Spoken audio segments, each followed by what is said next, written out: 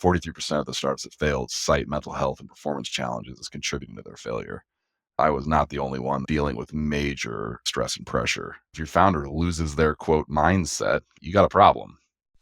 Welcome to The Alternative Investor, the definitive show for investors seeking private alternative investments. Here's your host, Matt Johns. Today it was my great joy to speak with Kevin Bailey, co-founder and CEO of DreamFuel, a mental performance coaching platform for tech leaders. Their neuroscience-based coaching helps leaders overcome psychological hurdles that impact performance. You may have seen them featured in Forbes, Inc., Fast Company, or TechPoint, or maybe you've heard of their clients like Smartsheet, OwnUp, and LinkSquares. But their success is proven. 38% of the founders they've worked with have had successful exits. Now, Kevin himself is no stranger to tech startups. DreamFuel is his third successful startup. Back when digital marketing was still in its infancy, he started Relevance to help companies deploy digital marketing strategies. Then, after exiting Relevance, he started PowderKeg to help high-growth tech ventures grow further. Kevin is currently completing his master's in applied neuroscience from King's College in London. He was also an adjunct professor at Indiana University, where he developed their digital marketing curriculum. As you'll hear, we got into some really interesting topics and dove into how they can benefit investors. You'll also hear an impressive impromptu mic change about midway through. There's so much for all of us to take from this discussion. Welcome to my conversation with Kevin Bailey. Your alma mater is Indiana University. IU's been on a tear this year. Oh, So, yeah. You've been watching the football, I'm guessing, right? Yeah, we got Nebraska coming up. It's going to be a good game. Yeah, that should be a lot of fun. Even though Nebraska's having a good year too. They are. This probably the best team we've played so far. So we're undefeated, so I'm on pins and needles to see what happens. My son's probably a little bit more into it than I am. Even he's been freaking out, and then I got a lot of family down in Bloomington as well. Oh yeah, well, it's a beautiful place up there. Bloomington itself is gorgeous. All of Indiana is really pretty stunning. But you spent a lot of time up there too, because you did your undergrad there, and then you actually went back in between ventures, and you not only taught marketing, but you developed the digital marketing program at the Kelley School of Business there. So tell me about that. Not many people can say they've developed a university curriculum, especially at the master's level. Yeah, no, it was really cool. Great people. Kim Saxon's the person I collaborated with on that, and it was just, she kind of noticed, she was responsible for the MBA program, and she noticed that they just didn't have a deep enough dive into it. So she asked me if I'd come in and kind of help them build it. I had just exited from a MarTech company that was specialized in digital marketing. I mean, this was a while ago when digital marketing was really a phrase. I mean, now it's just marketing. But yeah, back then it was just specialization in a niche. And so I was just right place, right time, and knew the right people. And I thought it'd be cool to give back and do a little teaching. I loved every aspect of it outside of the grading. Well, and I can't imagine, there could not have been very many programs at that time. How did you come up with a curriculum? Were there any other folks that you were consulting with around the country? We pretty much used the curriculum of what we used at my agency, MarTech company. Like, we just kind of pulled that from there. It was like, okay, if I'm teaching people how to do what we do at our agency, what would that be? And so we developed it based on just kind of like the latest tools we were using to help people thrive in digital marketing. So it was just flowed out of that. It didn't even, That's awesome. So, but before DreamFuel, your current venture, you co-founded 2 successful tech startups, and you seem to learn a lot about business and life very early in your careers through these ventures. Now, but it also sounds like you learned some of the hard lessons about building and leading and all that kind of stuff from these fast-growing companies. So tell me a little bit about what it was like building these companies and how that led to DreamFuel. When I founded our first company, it was with my high school buddies, and we actually had a business in high school helping build websites for realtors, and we had our own hobby websites that had advertising income based on our favorite cars. I had the most popular Dodge Viper website on the internet when I was a kid, and then back in the 90s. But yeah, when we built our first company, Relevance, that was, the first one that was real, that really was a going concern with employees and stuff. It was amazing. It was very fast. we were really intelligent at digital marketing, because we had just been doing it our whole lives. I mean, literally, like I was the first kid in my school that learned to program. So in my high school, I went to Zionsville, which is a fairly affluent high school, and just it was just we were just early, so we knew this stuff Hmm. really well, and we grew really fast, and we were just kids. I remember, we were in our 20s. I remember United Healthcare, big insurance company, is in town, and their marketer reached out to us to hire us. And I remember coming into a Wow. boardroom when I was in my 20s, when I was 25, and it was a bunch of just senior gentlemen, they're C-levels, and they were kind of like looking at the marketer like, why are these kids in here talking to us? And I forget exactly what they said, but ultimately the guy was like, our main contact was like, this is how old people are who know how to do this stuff. And they're like, okay, let them pitch. It was funny. I So, understand yeah. you ended up with some challenges yourself Yeah, during yeah. that time too. Yeah, we grew really rapidly. I mean, we founded the basically I told you we were kind of car guys at car websites. We Yeah. founded the company to buy our favorite cars. Like that's where our heads were at. That's what we were thinking. Yeah. And we rapidly grew to over 100 employees, and I just didn't understand the pressure that would be involved in having that many people relying on you for income and stuff like that. And Hmm. I kind of like to say, we started the company to buy cars and ended up being the most soul transforming experience of my life by a long shot. And yeah, it grew me up and taught me my values and taught me what's important. It was nothing in my life has matured me as much as trying to grow a startup. But I understand that startup experience showed you those challenges, showed you the stress and all the other things that come with it from the Yep. mindset standpoint, and that's what drove you to start DreamFuel. So, Yeah, yeah. At some point at the company, I decided that I didn't have the skills that it took to really take it to the next level. So we hired a CEO who came in. That CEO had challenges. We had some sales challenges during a big diligence process, and I ended up kind of losing a fair amount of money in my 20s, around hmm, 27, after a few years of running it. We just ran into some challenges. By a fair amount of money, we had a transaction fall through that would maybe 20 million when I was 27. oh my. Um, so we had that experience. That was kind of depressing. I ended up having my first kid. It wasn't planned, Hmm. and so I had stress kind of coming from all angles, and it forced me to really kind of dive into understanding the psychology of being a startup founder. And I met a neuroscientist. I met like I said, a former Navy or Air Force fighter pilot from Vietnam who had cured PTSD with mindfulness and meditation.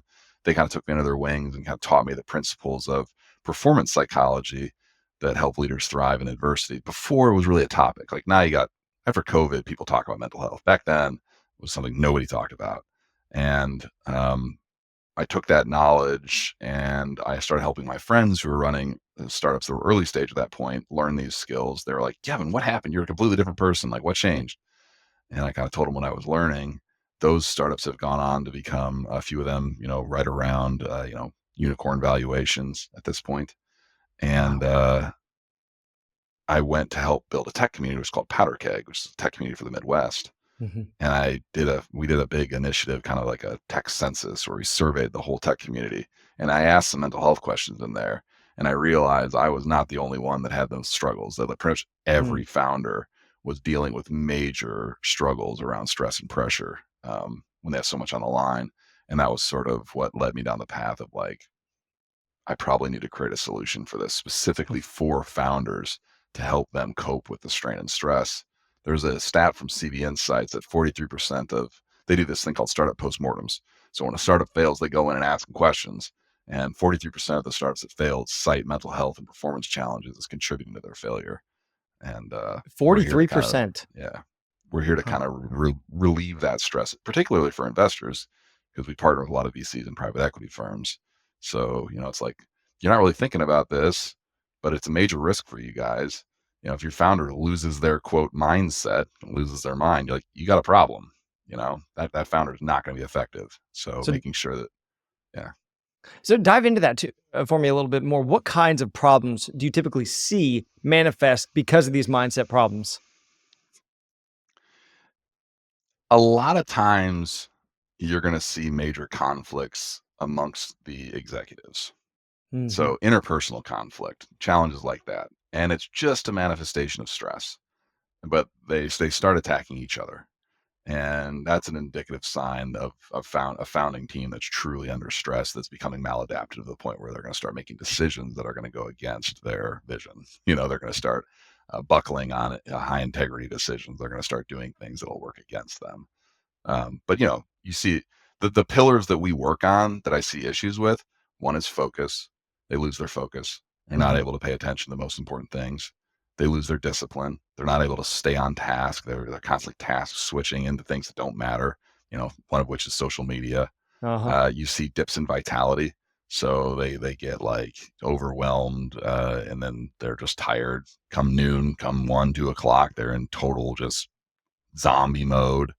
You're going to see issues around resilience, the ability to bounce back from hits. Something goes sideways, it ruins their entire week. Should only ruin the next, few minutes. Hmm. They can't recover very quickly. And yeah, it's issues like that. Loss of motivation. They're in freeze on Monday morning, don't want to go into the office. They distance themselves from their teammates. They're feeling like crap, so they feel like they don't want to be in the same room as their teammates, which makes people think that it makes them feel isolated, makes the team members think they don't care. When they really do care, they just don't want to show themselves and show the stress they're under.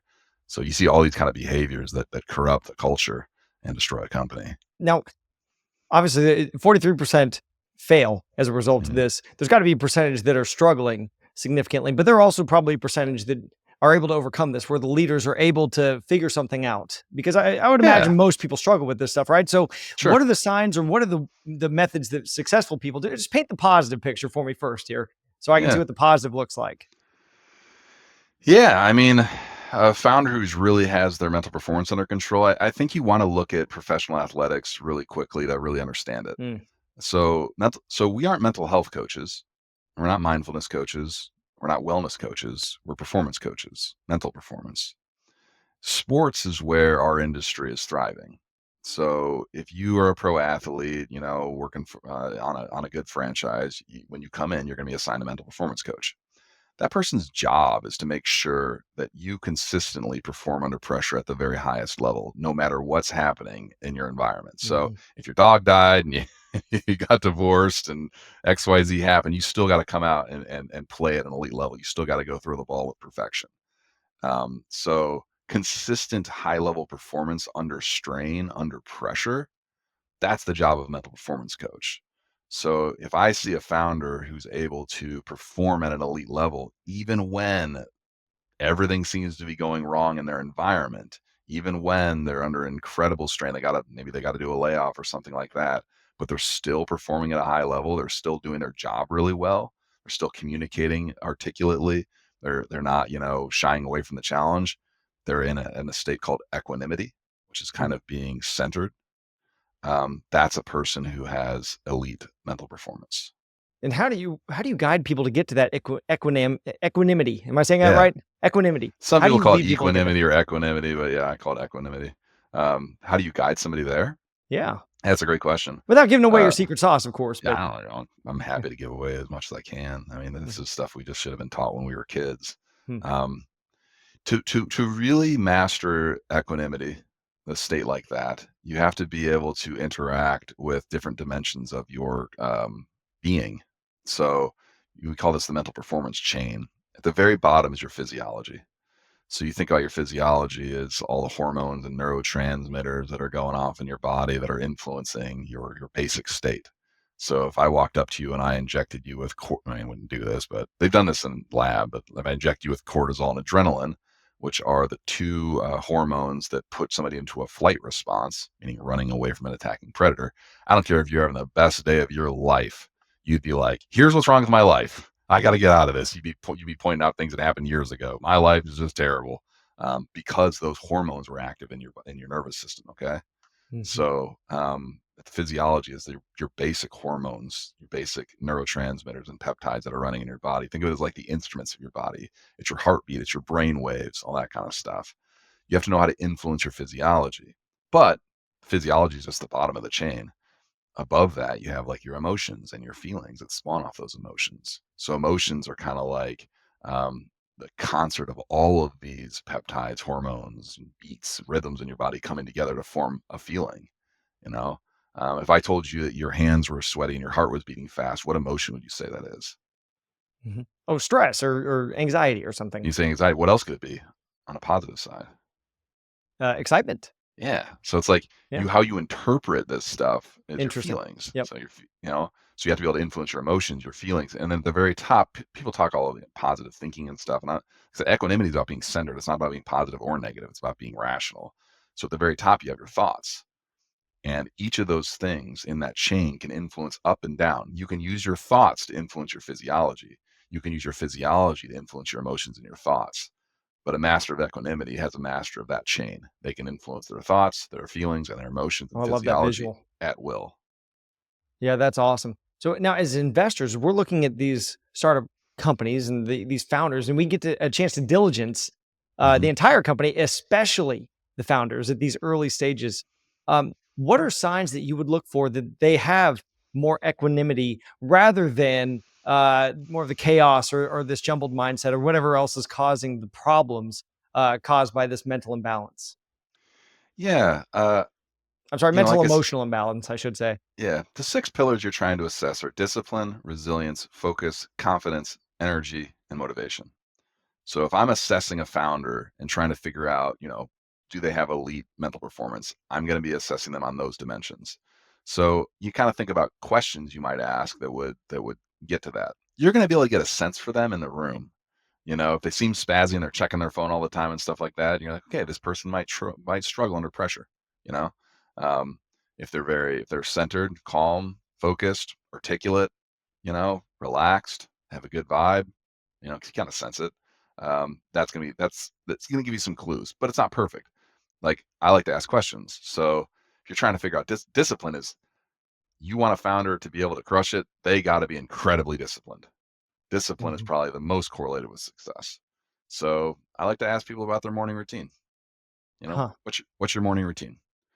If they don't have one, then you know that they haven't got to the point where they have enough discipline in their life to be able to know that the morning is the biggest impact on your performance throughout the day, how you start the day. That's So, fascinating. do you have what? Tell me about your morning routine. Oh, I get up, I take a shower, brush my teeth, put my clothes on, go to work. Okay, that's not a morning routine. you know. Uh-huh. Um, so I like to ask them about that. If I'm thinking about resilience, I'd probably talk to them about tell me about your biggest setback. Tell me about something that really rocked you and how you Hmm. recover from it. If they talk about it with a growth mindset, like they're like, "Oh, I learned these things from it and it helped me become a stronger, better leader for XYZ," that's indicative to me that they have strong resilience. If they say something along the lines of, "Yeah, like it really sucked," and kind of start taking on a victim mentality, that tells me if they hit adversity, they're going to go into victim mode. And as an investor, you're not going to want somebody who's approaching it like that. So and I kind of take on how long did it take you to recover from the setback. I don't know if it took like a Mhm. couple days or a couple months or a couple of years. It's going to kind of tell you how long it takes them to recover from setbacks. So that's kind of questions I ask around resilience. I'll go through a couple more of these. Focus, pretty easy. Yeah. Tell me about your relationship with social media. Yeah. If they have a strong relationship with social media, you can probably guess that they got strong ADD, probably lack of focus. And different Mhm. types of founders, visionaries versus integrators and stuff like that. They're gonna Yep. have different things. Um, for confidence, just describe to me the last time you had imposter syndrome. Hmm. You know, try and get 'cause most people have imposter. I mean, almost I everyone was has gonna say, imposter syndrome to some extent. yeah. Most It's people like deal with that. so yeah, ask them to describe it. Huh. Um, see how they describe that. And then for vitality, I always ask them, tell me about your afternoon slumps. If they say they don't have them, then they have great vitality, or they're lying. you know, uh, and then motivation's tricky to assess, but if they're a founder, they should probably be pretty motivated. How interesting. So, and you've seen this transition though, that people can go from A to Z in this transition because you've had some incredible success in your own business, just watching these companies go from where they were to exit just in the time that Yeah. they've been working with you. So, Hmm. what has made that transition most successful for the people that you've been working with? You're talking about what do I think helps people get all the way to exit? What skills? What is it about what you're doing with these founders that you're working with? What is it about that that gets them to the point where they can be more resilient and have that equanimity to get to the point where they do exit? Yeah, great question. Most mental performance coaches were playing with about a 20% increase in performance. Like if you have elite mental performance compared to somebody who has, ups and downs, like you're probably talking about a 20% improvement in whatever you do. If you're Mhm. sales, you're going to hit 20 more percent closer to your quota. If you're a leader, you have a 20% higher, you're probably 20% more productive. Yeah. But if you're 20% more productive than your nearest competitor, you got a higher likelihood of succeeding. And since exits are mostly what the people we coach are going after, that big exit, it's like that kind of binary all or nothing type thing. Uh, it's a real mental minefield when you're dealing with something that's that binary. Mhm. You either succeeded and hit your 5x plus return for your investors or you failed. Gosh, that's a And great point. and there's a whole lot of money involved and a whole lot of pressure. I I like to see founders when they're dealing with false summits. Hmm. So a false summit is like a diligence process or an acquisition process that falls through, where you thought you were going to be a. Are you hearing that too? Let's start from the top on that. Um, yeah. So one of the things that I really like to see with a founder, where I think rubber meets the road on all these tools, is when you have false summits. So I think of a false summit as like you're climbing a mountain and you kind of you think you're at the top of it, and you get to the top and you're like, oh no, there's another 5 miles to go to really get to the summit or whatever, not 5 miles, but you get to the top, you think you're there, you think you're about to sell your company, and then the deal falls Mhm. through and you realize you have a much longer distance to go.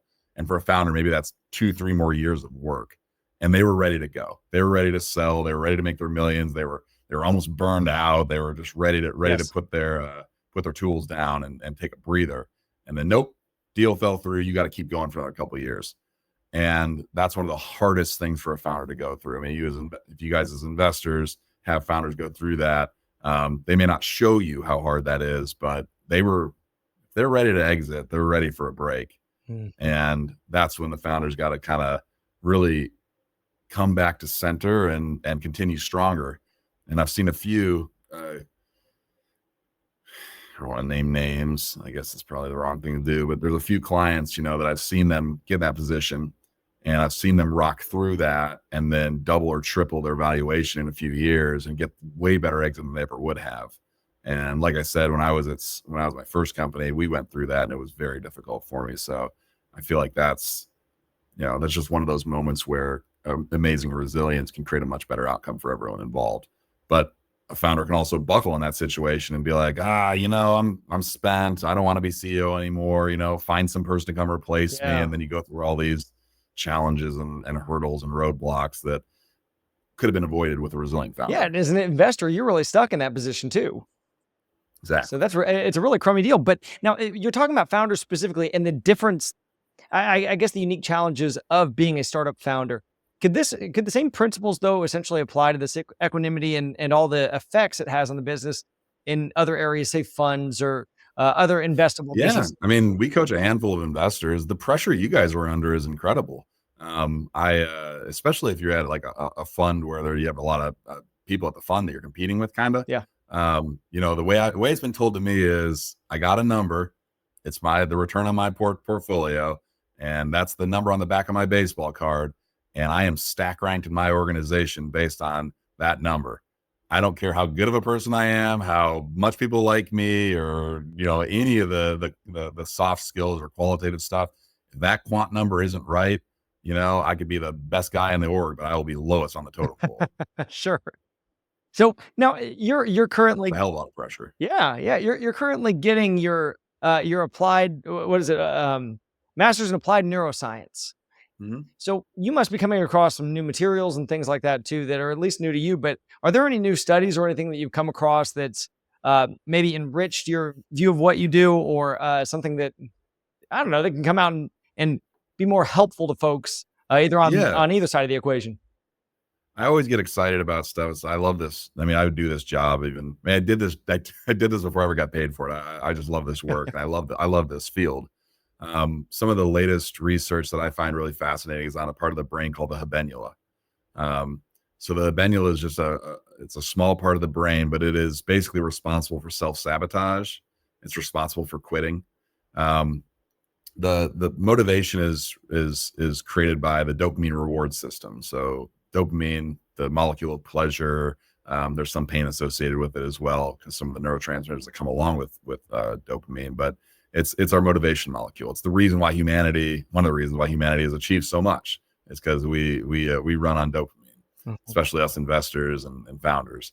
But anyhow, the habenula can control the dopamine reward system. So it's kind of like the brakes on our motivation.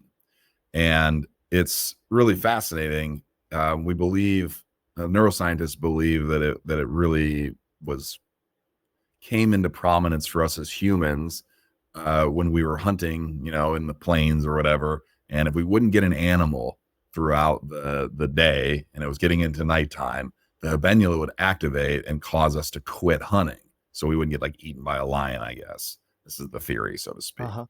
Um, the habenula flips on and turns off our motivation when we believe we've failed at something. No kidding, huh? So when you think about SMART goals, for example, your rocks or your OKRs, Mhm. if somebody misses one of those, it can very well steal their motivation. It can activate the habenula and turn it on. If somebody thinks they've failed at a task, that's when it turns on. So to me, it's neuroscience that is going to eventually have an impact on the way we set goals. To kind of, it aligns really well with lean startup, but the ways to not activate the habenula Yeah, is yeah. to remove failure from your vocabulary entirely, um, and to really just understand that iteration is the only way, and that every time we hit something like success is based on the speed of iteration. So if you're iterating and you never look at something as a failure, you look at it as data, and I'm going to take that data, I'm going to derive a new experiment. You'll stop yourself from activating the habenula. The other thing that's important to understand is um, we often measure ourselves based on what our vision for ourselves. We're like, okay, I've done a lot in my life, but I want to be here, way out here. And because I'm not there, I'm a failure. Because I haven't achieved my ultimate vision for myself, I'm a failure. But your vision's like the horizon. It's always going to be moving. If you can't catch the horizon, you can run at it forever. Your vision's always getting bigger. So people who are always judging their self-worth based on what they want to achieve and haven't often live in this failure mindset, often have the habenula activated. Wow. So when you think about like gratitude practices and things like that, somebody with a more resilient mindset is going to base some of their self-worth, not all of it, on what they've already achieved. So they'll look back and be like the gains, so to speak. Like, look at how Mhm. much I've gained in my career over the last 20 years. Man, I really leveled up. And they spend a lot of time kind of almost like looking back when they're thinking about their success. So they believe in themselves. They're more confident Mhm. because they're not always measuring themselves against what they want to achieve. They measure themselves against what they have achieved. Now, there's probably people listening to this who have all kind of different thoughts about what is that really doing. My bet is, from a neuroscience standpoint, the person who looks back and looks at their gains regularly and has gratitude for those, they're going to stay in the fight longer. They're going to run their career like it's a marathon, and they have a lot lower probability of burning out or quitting. I'm not saying people who don't measure themselves based on the future aren't going to fight really hard, and they'll put out for a while. It's kind of like nitrous on a car. Like they'll put a lot of horsepower in because they don't feel accomplished. But they have a higher probability of that habenula grabbing their dopamine and just forcing them to quit and Hmm. burn out. I love that. So the habenula is obviously something we don't want to trigger in anybody else. But Mm-mm. what are other things that we can do to support others, especially if we're investing in a startup or something like that? We don't want to put pressure on them that they have to succeed and all that kind of stuff, because then you're activating the habenula and other things that probably are not good for mindset. But what are other ways that we can support these founders and maybe other folks around us? Yeah, it's a great question. I mean, I'll be honest, a lot of the, not a lot, some of the founders that I coach, some of their biggest challenges are with their investors, Yeah. and sometimes I like the tension, their investors have a certain expectation, and often they're, some of the founders we coach that are in later rounds, it's like they got investors at different stages that want different things. They got their early Mhm. stage, they've got their series A, B, C, D, and they all have different expectations, and some of them want to get out. The dynamic for a CEO managing all these investor expectations can be really challenging. Mhm. So we do coach on that sometimes. I think as investors, if you want to get the most out of the performance of your founders, I think it is important you hold them accountable. Hmm. Um, but when they're struggling and they're not coming up against it and they're not they're not hitting plan perfectly, help them solve the problem and iterate rather than coming down and being like, you suck, I want out kind of a thing, because if you start going down that direction, you're going to steal some of the motivation from that founder because you're going to start to make them think they're a failure. You don't want them to think that. You want them to be Mhm. like, you want them to feel like you're in the trenches with them, iterating, solving the problems with them. And so that's kind of my advice with that. It's like, hold them accountable, but when they miss, be mindful not to further take the wind out of their sails because it's already leaving their sails. And if their investors come down on them and pull more wind out of their sails, you might think it's going to motivate them more. But in a lot of cases, you're just pushing them down the road of giving up. That's really interesting because when I talk to a lot of VCs, they commonly talk about the positive benefits of being on the side of the companies and the founders that they're investing in. And that's probably exactly playing into what you're talking about. Yeah. So now, just to close out, are there any other pieces of advice or wisdom that you may have? I mean, you've exited your own startup. You're a 3 times founder right now, and you're in the neuroscience field. All of these things combined, you've got to have some other advice that you can offer investors. Anything else that you'd like to add? Well, I mean, we met through Scent, right? Maybe we talked a little bit about the spiritual nature of what we're doing. Uh-huh. Um, there is research that shows people who have some faith, doesn't matter what it is, some level of belief in a benevolent universe outperform those that don't. So I told you in the beginning of this, I was pretty much atheist, agnostic up through 6 years ago. And I got to go through a startup run without having any faith or any spirituality. And it was incredibly challenging. And I think I'm much more resilient now. A lot of the stuff I know, but having that backing of believing in, and just to not alienate people who aren't Christian, a benevolent universe that has my back. It is a built-in level of resilience and a built-in level of abundance that goes beyond neuroscience and stuff like that. David Mann, who is a friend of mine, I just did a podcast with him, and he was talking about how Christianity is an abundance mindset. I talk a lot about abundance mindsets. I think it's important to believe, and rather than a scarcity mindset or a mindset of lack, to believe that there's just plenty for everyone.